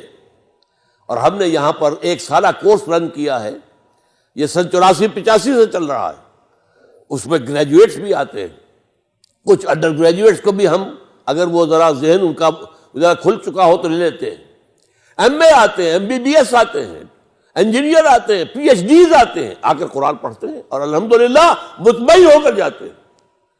تو اقبال کا وہ خواب اللہ نے میرے ذریعے سے، یہ اللہ کا بڑا فضل ہے مجھ پر، اور میں اس لیے اس کو آپ بتا رہا ہوں، وہ آپ کے کس قدر قریب ہے، واکنگ ڈسٹنس پر ہے۔ یہ قرآن اکیڈمی ہے، یہاں ہمارے تمام جو ہے میری کتابیں موجود ہیں، وہاں سے آپ مستعار لے سکتے ہیں، اس کی لائبریری سے استفادہ کر سکتے ہیں۔ وہاں سے آپ یہ ہے کہ اگر میرے کیسٹس وغیرہ لینا چاہیں لے سکتے ہیں، اگر وہاں پہ آپ زر امانت رکھوا دیں، کیسٹ واپس کریں، ویڈیو کیسٹ، آڈیو کیسٹ، اور واپس دیجیے اور اپنے پیسے لے جائیے۔ اس سے استفادہ کیجیے۔ میں نے اس لیے چاہا ہے کہ میں اس ادارے سے آپ کو متعارف کرا دوں۔ یہ ادارہ وہ ہے جس کا خواب اقبال نے دیکھا تھا، ادارہ دارالاسلام کے ذریعے سے، وہ اللہ کے فضل و کرم سے قرآن اکیڈمیز کی شکل میں پاکستان میں متعدد مقامات پر ہے۔ اور دوسری بات دیکھیے، علامہ اقبال نے مسلم لیگ کے لیے قائد اعظم کو تجویز کیا، قائد اعظم کو لیڈر بنایا، ان کے ساتھ عام کارکن کی حیثیت سے کام کیا۔ یہ ان کا جو ہے رول اپنی جگہ ہے، لیکن ساتھ ہی ان کے دل میں خواہش بار بار آتی رہی، اور وہ یہ کہ ایک قومی تحریک کے نتیجے میں تو قومی ریاست بنے گی۔ مسلم لیگ قومی جماعت تھی، اب قوم میں زانی بھی تھے، شرابی بھی تھے، بدمعاش بھی تھے، اچھے بھی تھے، نیک بھی تھے، تہجد گزار بھی تھے، نماز روزے کے پابند بھی تھے، سبھی تھے نا۔ آپ کو معلوم ہے ریڈ لائٹ ایریا کے چودھری بھی اس میں تھے، اور وہاں پر بہت سے لوگ جو اس قسم کے مسلم لیگ کے صدر بھی بن جاتے تھے۔ ایسی جماعت سے تو اسلام نہیں آ سکتا۔ اسلام تو آتا ہے وہ بادشاہ درویشی والا اسلام، جب تک ان منازل سے نہ گزرے اسلام نہیں آئے گا۔ یہ تصور تھا جس کے تحت 1932 میں، 30 میں تو خطبہ الہٰباد تھا، 1932 میں ڈاکٹر ظفر الحسن ہوتے تھے علی گڑھ یونیورسٹی کے head of the department of philosophy, انہوں نے خط لکھا کہ آپ نے یہ اتنا بڑا فسوق تو ہمارے اوپر پھونک دیا ہے، اسلام کے احیاء کا جذبہ، اس کے لیے جماعت کون سی ہوگی؟ یہ تصور اس وقت سے پک رہا تھا۔ اس کے بعد خط و کتابت ہوئی ہے، 2 آدمی بھیجے انہوں نے لاہور، ڈاکٹر برہان احمد فاروقی، وہ تو لاہور ہی کے تھے، یہیں پر فوت ہوئے دفن میں، اور ڈاکٹر احمد وہ جو کراچی یونیورسٹی کے فلسفے کے head of the department retire ہوئے۔ بہرحال اس کے نتیجے میں ایک جماعت بنانے کا فیصلہ ہوا۔ نوٹ کیجئے، ایک جماعت مسلم لیگ تھی، اپنی جگہ پر وہ ٹھیک تھی، قومی جماعت نہ ہوتی تو پاکستان نہ بنتا۔ اگر آپ یہ کہتے ہیں کہ پہلے نماز پڑھو پھر آؤ ہمارے رکن بننا، تو قومی تحریک نہیں چل سکتی تھی۔ وہ تو اسی کے لیے وہی طریقہ تھا، لیکن یہ اسلام ادھر سے نہیں آ سکتا، یہ بھی صحیح ہے۔ لہذا ایک جماعت بنائی گئی جس کے اصول کیا تھے نوٹ کر لیجئے۔ اس میں صرف پریکٹسنگ مسلم شامل ہوں گے، نماز روزے کے پابند، ہر حلال اور حرام کی حدود کے پابند، نمبر ایک۔ نمبر دو، کوئی قادیانی شامل نہیں کیا جائے گا۔ نمبر تین، یہاں ہم کبھی الیکشن میں حصہ نہیں لیں گے۔ الیکشن کے ذریعے سے نظام نہیں بدل سکتا، وہ تو انقلاب کے ذریعے بدلتا ہے۔ الیکشن کے ذریعے سے ہاتھ بدل سکتے ہیں، چہرے بدل سکتے ہیں، جماعتیں بدل سکتی ہیں، نظام نہیں بدلتا۔ اور نمبر چار، اس جماعت کا نظام جمہوری نہیں ہوگا، بیعت کی بنیاد پر ہوگا۔ یہ اصول تھے جس کی بنیاد پر فیصلہ ہو گیا تھا جمعیت شبان المسلمین اس کے قیام کا۔ لیکن علامہ اس کے بعد بیمار تھے، تیار ہو گئے تھے، لوگوں نے کہا کہ اچھا تو پھر آپ ہاتھ بڑھائیے، بیعت کرتے ہیں ہم، تیار ہو گئے تھے۔ لیکن اس کے بعد کیا ہوا ہے، کس وجہ سے وہ چیز میل منڈے نہیں چڑھ سکی، اس کی تحقیق میں نے کوشش کی ہے، کوئی رائے بھی ہے لیکن میں بیان نہیں کر سکتا اس وقت۔ لیکن یہ میں اس وقت کہہ رہا ہوں، میرے علم میں یہ بات نہیں تھی۔ البتہ میں نے جو تنظیم قائم کی وہ اسی بنیاد پر ہے، دین پر کاربند لوگ وہ شامل ہو گئے تنظیم اسلامی کے اندر۔ نمبر دو، یہاں پر کوئی بھی بدکار آدمی اس کو نہیں لیا جائے گا، یہاں کا نظام جمہوری نہیں، بیعت کی بنیاد پر ہوگا، ہم الیکشن میں کبھی حصہ نہیں لیں گے۔ وہی اس میں حیران رہ گیا جب ڈاکٹر برہان احمد فاروقی کی کتاب شائع ہوئی، اس میں یہ ساری باتیں مجھے ملی، میں حیران رہ گیا۔ وہ تنظیم جو میں بنا چکا ہوں 1975 میں، وہ کہیں جا کر مجھے 1990 میں وہ کتاب ملی۔ معلوم ہوا کہ یہ ذہن تو اقبال کا تھا، گویا کہ یہ چیز بھی ایک باطنی نسبت کی حیثیت سے مجھے اقبال سے حاصل ہوئی ہے۔ بہرحال اس پر بھی میں اللہ تعالیٰ کا شکر ادا کرتا ہوں کہ تنظیم اسلامی کے نام سے ایک انقلابی جماعت بننے کی کوشش کر رہے ہیں، اور یہ ابھی اس مکی دور میں ہے، ابھی تیاری کے دور میں ہے، ابھی تعداد بھی ہماری کم زیادہ نہیں ہے، لیکن اللہ کا فضل ہے کہ میری زندگی انہی دو کاموں میں، یہ اس کا حاصل ہے، یہ اس کے ثمر ہیں، یہ درخت کے پھل ہیں۔ اللہ تعالیٰ ان کو قبول فرمائے، اور آپ حضرات کو بھی اگر میری آج کی گفتگو سے کوئی جذبہ ابھرا ہو، اقبال کی لیگیسی، اقبال کا چھوڑا ہوا کام، اقبال کے خواب، پاکستان کا خواب، امت مسلمہ کی نشرت ثانیہ کا خواب، ان چیزوں کے لیے اپنے آپ کو وقف کرے۔ ان صلاتی و نسکی و محیای و مماتی للہ رب العالمین لا شریک لہ وبذالک امرت وانا اول المسلمین وآخر دعوانا ان الحمد للہ رب العالمین۔